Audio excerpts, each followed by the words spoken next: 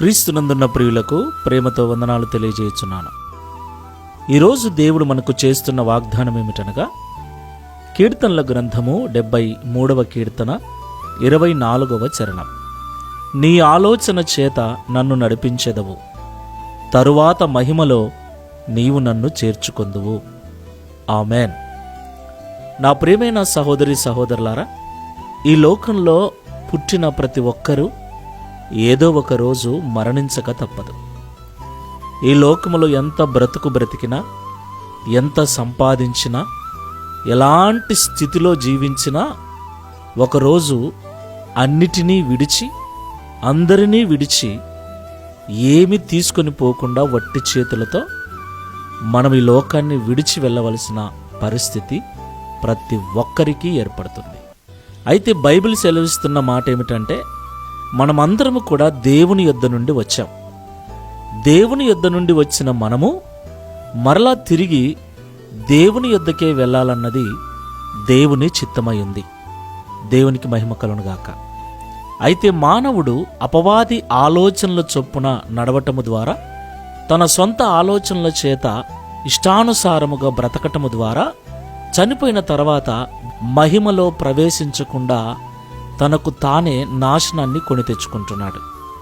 నా ప్రియులారా, మనము దేవుని యొద్దకు వెళ్ళాలి. మన ఆత్మ దేవునితో నిత్యత్వం జీవించాలి.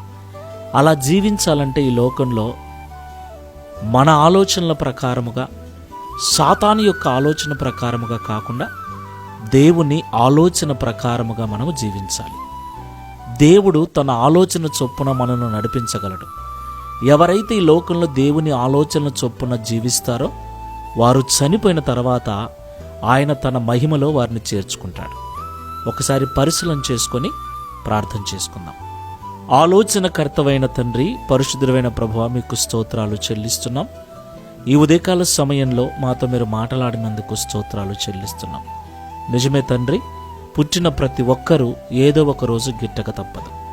ప్రియ తండ్రి, మానవజాతి అంతా కూడా నీ ద్వారా రూపించబడిందని, నీ యొద్ద నుండి మేము వచ్చామని, చనిపోయిన తర్వాత తిరిగి నీ యొద్దకు రావాలన్న ఉద్దేశము మీరు మా పట్ల కలిగి ఉన్నందుకు స్తోత్రాలు.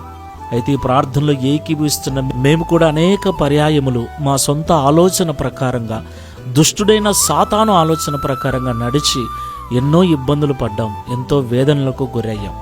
అయితే ఇక మీదట అపవాది ఆలోచన చొప్పున నడవక, మేము మా స్వకీయ ఆలోచన చొప్పున నడవక, నీ వాక్యము ద్వారా మీరు సెలవిచ్చే మీ ఆలోచన ప్రకారంగా నడుచుకొనుటకు, మరణించి నిత్యత్వములో మహిమలో నీతో కూడా నివసించుటకు సిద్ధపడే మనస్సును మాకందరికి అనుగ్రహించమని, ప్రతి ఒక్కరిని క్షమించి మారు మనసును అనుగ్రహించి నీ ఆలోచన చొప్పున జీవించున్నట్లు సహాయం చేయమని, ఈ మాసమంతయు కాచి కాపాడిన మీ కృపను, నూతన మాసములు అడుగుపెట్టబోతుండగా మీ కృపను తోడుగా ఉంచండి. నీ ఆలోచన చొప్పున జీవించే భాగ్యమును మాకు ప్రసాదించమని యేసు నామములో ప్రార్థిస్తున్నాము తండ్రి. Amen. Praise the Lord. God bless you all.